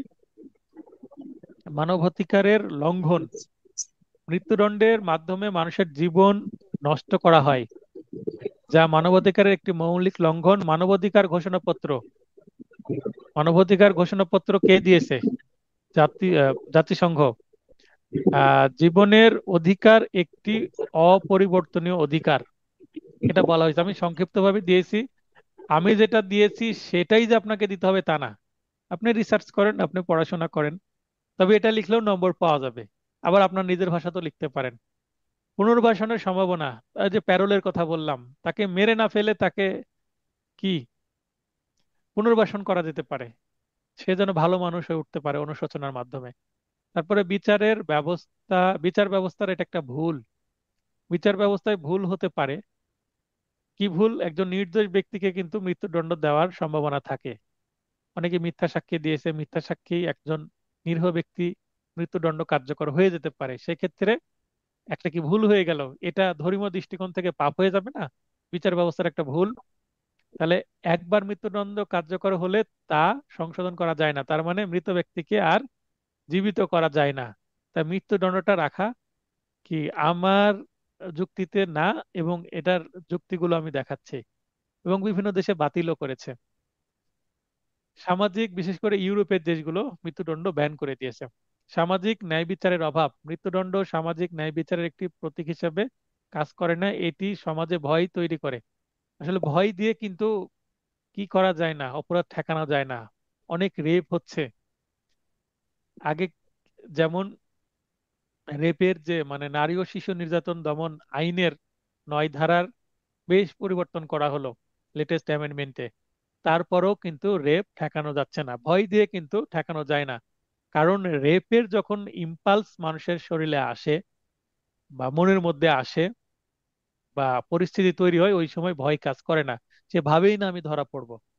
যখন অপরাধটা সংগঠিত হয়ে যায়, তারপরে হিতাহিত জ্ঞান আসে, তার আগে কিন্তু এই জ্ঞান থাকেই না। তা আমি ধরা পড়বো, ধরা পড়লে আমার ফাঁসি হতে পারে বা আমার যাবজ্জীবন কারাদণ্ড হতে পারে, এই ভয়টা ওই সময় কাজ করে না। কারণ ব্রেন হিতাহিত কাজ করে না, অনেকটা নেশার ঘরে থাকে। এই কারণে ক্রিমিনোলজি এবং পেনোলজি যে সায়েন্স অফ ল, এটা যদি কেউ পড়ে থাকেন, ঠিকভাবে বুঝে থাকেন, তাহলে এই জিনিসটা বুঝতে পারবেন যে ভয় দেখিয়ে আসলে কি করা যায় না, অপরাধকে খুব বেশি কন্ট্রোল করা যায় না। তাহলে তো উপায় কি? উপায় হচ্ছে সামাজিকতা বা সমাজে পরিবর্তন, দৃষ্টিভঙ্গির পরিবর্তন, নর্মস, ভ্যালুজ, ইথিক্স, এগুলা ঠিক করতে হবে। সভ্য যদি সে হয়, তার দ্বারা এটা হবে না। সে যদি প্রকৃত মানুষ হয়, পশু না হয়। প্রতিটা মানুষের মধ্যে কি থাকবে? অ্যাপাটাইট থাকবে। আমি পুরুষ, আমারও যেমন সেক্স অ্যাপাটাইট আছে, একজন নারীরও আছে। So, এই পরিণত বয়সের আগেই শুরু হয়ে যায়। কিন্তু পরিবার, সমাজ, ধর্ম, অনুশাসনে সেটা কি কন্ট্রোলে থাকে, এবং একটা নিয়মের মধ্যে দিয়ে মানুষ বৈবাহিক জীবনে প্রবেশ করে এটাকে কি করতে পারে? উপভোগ করতে পারে। তো এইটা নিয়মের মধ্যে দিয়ে থাকলে সেটা কি হবে না? অপরাধ হবে না। সবার মধ্যে আছে, আমার মধ্যে আছে, আপনাদের মধ্যে আছে, কিন্তু এইটার বহিঃপ্রকাশটা কি হতে হবে? নিয়মতান্ত্রিক উপায় হতে হবে, প্র্যাকটিসটা সঠিক হতে হবে। তাহলে সবকিছু নিয়মের মধ্যে থাকবে। সেটাই সুন্দর, সেটাই স্বাভাবিক, ন্যাচারাল। তাহলে আর আনন্যাচারাল বা অফেন্স এই ধরনের কোনো কিছু হবে না। আশা করি বুঝতে পেরেছেন যে ভয় দিয়ে কিছু হয় না, পরিবর্তন করতে হবে। তার মানে একটা শিশুকে যদি ছোটবেলা থেকেই সঠিক পরিবেশে মানুষ করা হয়, ভালো পারিবারিক শিক্ষা দেওয়া হয়, স্কুলে ঠিকভাবে যদি শিক্ষা দেওয়া হয়, তাহলে সে অপরাধী হওয়ার সম্ভাবনা কিন্তু কমে যাবে। হবে না তার কোনো কি নাই, গ্যারেন্টি নাই, কিন্তু কমে যাবে। এবং অপরাধীকে শাস্তি দেওয়ার পরিবর্তে সমাজের মধ্যে ভীতি সৃষ্টি করে। তো অপরাধীকে শাস্তি না দিয়ে সমাজে ভীতি সৃষ্টি করে কিন্তু এখানে কোনো লাভ নাই। ভয় থেকে কন্ট্রোল হয় না। কারণ যখন কাউকে ভয় দেখানো হয়, যে সন্তানকে ছোটবেলা আপনার নিজে যদি আপনি বাবা বা মা হন, তাহলে দেখবেন সন্তানকে ভয় দেখিয়ে কিন্তু তার যে শিশুর বিকাশ, সেটা ব্যাহত হয়। সেটা খুব একটা লাভ হয় না। ভয় দেখালে ভবিষ্যতে সেও এই ধরনের এগ্রেসিভ আচরণ করবে, এবং সেও কিন্তু আপনার সাথে আর্গু করবে, আপনার সাথে তর্কে জড়াবে। এবং আপনি যদি তার গায়ে হাত তুললেন, সেও কিন্তু আপনাকে কি করবে? কাউন্টার দিবে। নিউটনের 3rd ল অনুসারে আপনি মারলে সেও কিন্তু মারা শিখবে। তাহলে কি করতে হবে? তার সাইকোলজি বুঝে তাকে এমন ভাবে ট্রিট করতে হবে, ডাইভার্ট করতে হবে, যে কাজটা করা যাবে না। না শব্দটা তো শিশুদেরকে বলতেই হয় না। তাহলে না না বলে কি করতে হবে? তাকে ডাইভার্ট করতে হবে, যে কাজটা করছে এটা থেকে তাকে ডাইভার্ট করে অন্য একটা কাজে ব্যস্ত করে দিতে হবে। তাহলে তার সৃজনশীলতা নষ্ট হলো না, তার মধ্যে না জিনিসটা ডেভেলপ করলো না, খারাপ জিনিসের সাথে সে পরিচিতই হলো না। তারপরে আরেকটা গুরুত্বপূর্ণ জিনিস, আমি চাই না আমার শিশু মোবাইল ফোন ব্যবহার করুক। তাহলে আমার শিশুর সামনে আমাকে মোবাইল ফোন ওইভাবে ব্যবহার করাই যাবে না, বা শিশুর সামনে মোবাইল ফোন বের করাই যাবে না। কম বের করতে হবে, বা লং টাইম শিশুর সামনে আমি ফেসবুক বা রিলস দেখবো না। তাহলে শিশু শিখবে না এটা। আমি যদি শিশুর সামনে এটা করি, শিশু তো এটা শিখবে। আমি একটা করছি, ওইটা আবার শিশুকে কিভাবে নিষেধ করছে? যে পরিবারের কর্তা দুর্নীতিবাজ, অপরাধী, সে কিভাবে তার সন্তানের কাছ থেকে ভালো আচরণ বা সভ্য আচরণ আশা করে? আশা করি বুঝতে পেরেছেন কি বোঝাতে চাচ্ছে। এগুলো ভাববার বিষয়। গবেষণার বিষয়। নৈতিক এবং ধর্মীয় প্রশ্নে অনেকে মনে করেন যে একজন মানুষকে হত্যা করা কোনো অবস্থাতেই নৈতিকভাবে সঠিক নয় এবং এটি ধর্মীয় বিশ্বাসের বিরুদ্ধে হতে পারে। তাহলে উপরোক্ত যুক্তির উপর ভিত্তি করে আরো যুক্তি দেওয়া যেতে পারে এবং কেস ল দেওয়া যেতে পারে। কেস ল আমি দিইনি, কেস ল দিলে আপনাদের কাছে জটিল মনে হবে। আমি ভবিষ্যতে এই প্রশ্নের উত্তর ফাইনাল টেস্টে যদি আমি অ্যাড করি কেস ল দিয়ে দিব এবং কোন কোন দেশ ব্যান করেছে সেটারও একটা লিস্ট দেওয়ার চেষ্টা করব। খুব দ্রুত এই উত্তরটা তৈরি করেছি, তাই এটা হয়তোবা মানসম্মত হয়েছে কিন্তু ইনফরমেশনটা কম হয়েছে, যুক্তিগুলো জাস্ট দেখিয়েছে। এইভাবে উত্তর করলেও ভালো নম্বর পাওয়া যাবে। মৃত্যুদণ্ডের বিধানকে অনেকেই মানবতা বিরোধী হিসাবে এই যুক্তির ভিত্তিতে কিন্তু বিবেচনা করেন। এটা হয়ে গেল উত্তর। আরেকটা অ্যান্সারিং হিট, এই যে যে প্রশ্নটা করেছিলাম যে যাবজ্জীবন কারাদণ্ড বিনাশ্রম, তো এটা অনেকে লিখেছেন। এইটা আগের একটা প্রশ্ন ছিল আমার, যদিও একটু ডিফারেন্ট করেছি আমি। 54 ধারার ব্যাখ্যার বিধান মতে যাবজ্জীবন কারাদণ্ড সর্বদা সশ্রম হবে। অতএব রায়টি আইন সিদ্ধ নয় মানে অবৈধ। আইন সিদ্ধ বলতে বৈধ, আইন সিদ্ধ নয় বলতে অবৈধ বা ভয়েড। উপযুক্ত ও আইন সিদ্ধ রায় হিসেবে ককে 304 ধারার বিধান অনুসারে, 304 ধারা থেকে তো প্রশ্ন করা, 304 ধারায় কিন্তু মৃত্যুদণ্ডের বিধানই নাই। তাহলে যাবজ্জীবন কারাদণ্ডের পরিবর্তে 10 বছরের বিনাশ্রম কারাদণ্ড দেওয়া যেতে পারে, কারণ 10 বছরের সশ্রম বিনাশ্রম উভয় দেওয়া যায়। রনি আপু যেটা বলেছিলেন বিরতির আগে। আশা করি এই প্রশ্নের উত্তর অনেকের হয়েছে এবং ক্লাসেও আমি, যারা ভিডিও দেখেছেন ক্লাসেও কিন্তু এটা আমি আলোচনা করেছিলাম। হ্যাঁ, আকাশ ভাই লাইনে আসবেন। আচ্ছা, এরপরে স্যার দুয়ের এখানে কি হবে? বলেন। স্যার, দণ্ড একটু আগের প্রশ্নটা স্যার, এখানে 54 দ্বারা ব্যাখ্যা বলা আছে না স্যার, 53 দ্বারা হবে। ও সরি, হ্যাঁ এখানে 53 ধারা হবে। এখানে আপনার কারেকশন করে 53 ধারা করে নেন। ওই যে খুব দ্রুত করেছি, এই অ্যান্সারিং হিন্ট গুলো আপনাদের প্রশ্ন দেওয়ার পরে করা, সারাদিন তো ব্যস্ততায় কেটেছে। এই কারণে দেখবেন কিছু আমার সিলি মিস্টেক হয়, তো সেগুলো হওয়াটা অস্বাভাবিক না মানুষ হিসাবে। এই যে কারেকশন হয়ে গেল, রিভিশনের সময় এগুলো ঠিক হয়ে যাবে। তো ধন্যবাদ ভাই, এটা 53 করে নেবেন সবাই। তবে হ্যাঁ, আমি এটা যখন পিডিএফ দিয়ে দিব 53 করে আপনাদেরকে দিব।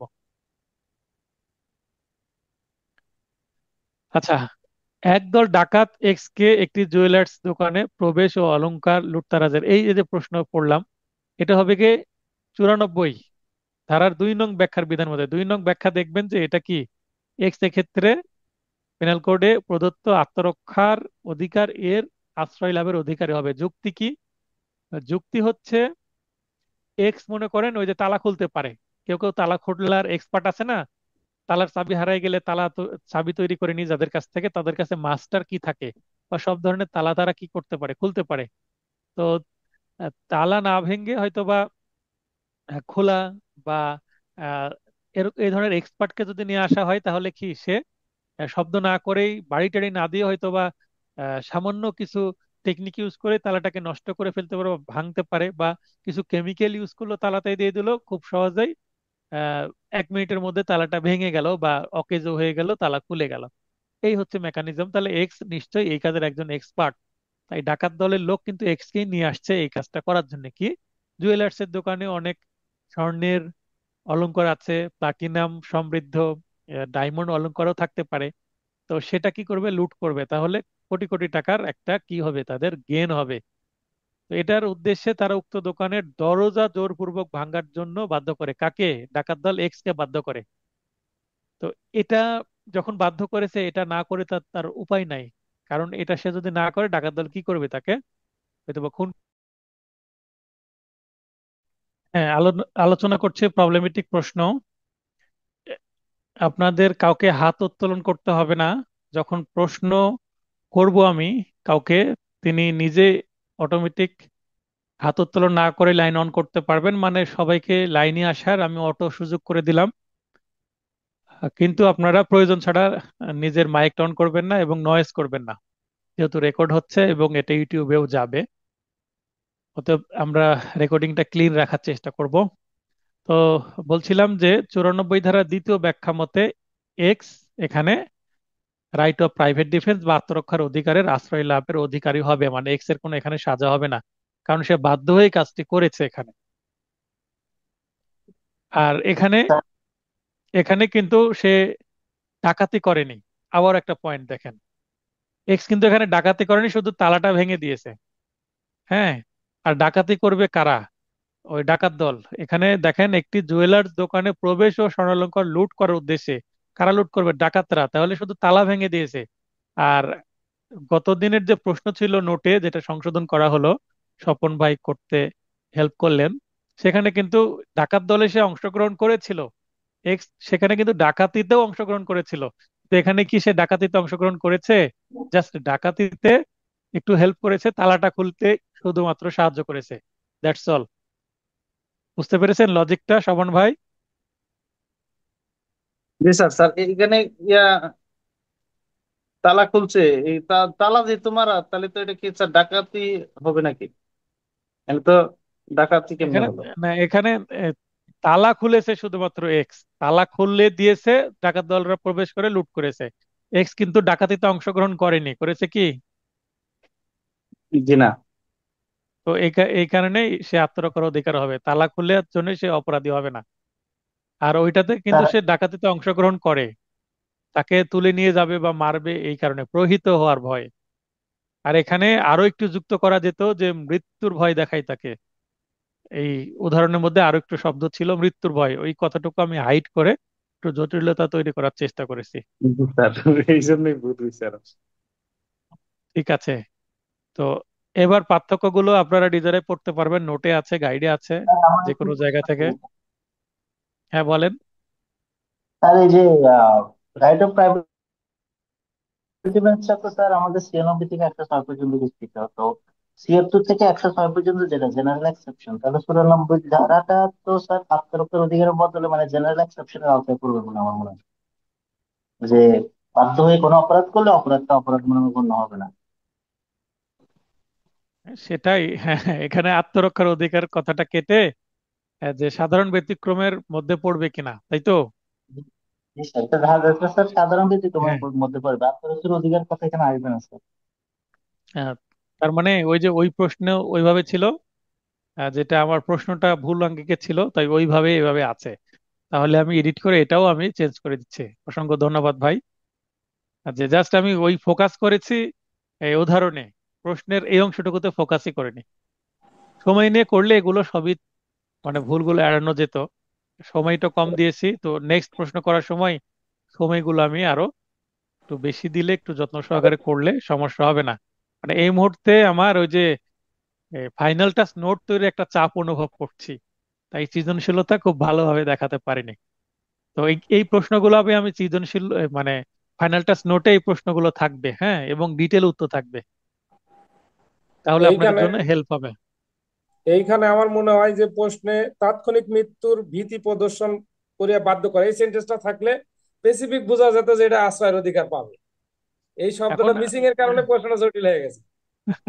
না, এরকম জটিল তো প্রশ্ন করতেই পারে, তারাও করতে পারে, নতুন শব্দ যুক্ত করতে পারে, শব্দ কমাই দিতেও পারে। তবে কারণ হ্যাঁ, এখানে যেহেতু সে 94 ধারার যে কন্ডিশন, সেখানে মৃত্যুর ভীতি থাকাই লাগবে, না থাকলে তো সেই ওই আশ্রয় পাবে না। এই এখানে শব্দটা কিন্তু তো সে ইম্পর্টেন্ট একটা শব্দ। হ্যাঁ, এখানে কিন্তু সে ডাকাতি করেনি। সেটা ঠিক আছে, এখানেও কিন্তু কিন্তু একটা পয়েন্ট। জি এটা তো অবশ্যই, কিন্তু মৃত্যুর ভীতিটা ইম্পর্টেন্ট প্রশ্ন, প্রশ্ন থাকা হ্যাঁ, না, দরকার আমি মনে করি। সেটাও ঠিক আছে, তাহলে দিয়ে দিব আমি, সমস্যা নেই। কারণ এই ওটা কারণে না তো দিলে তো এই জি। কারণে আলোচনা নোটের মধ্যে দিয়ে দিব, ফাইনাল টাচ নোটে এই প্রশ্নটা অ্যাড হবে যখন। আচ্ছা, এরপরে আমরা পরের প্রশ্ন যেটা পড়বো, যে এই যে রাত্রিবেলা প্রবেশ করে দস্যুতা করবে, তো এটা আমি তখন বলেই দিয়েছিলাম, সেটা আবারও একটু পড়ে দিচ্ছি। যে এখানে পেনাল কোড এর 111 ধারার এর বিধান মতে এ কে দস্যুতার প্ররোচনা প্রদান এবং এর ফলস্বরূপ খুন সংগঠিত হওয়ার কারণে খুনের জন্য অভিযুক্ত করা যাবে। তার মানে প্ররোচনা দস্যুতার জন্য, মানে abetment for robbery and also for murder, দুইটার এলিগেশনই আনা যাবে।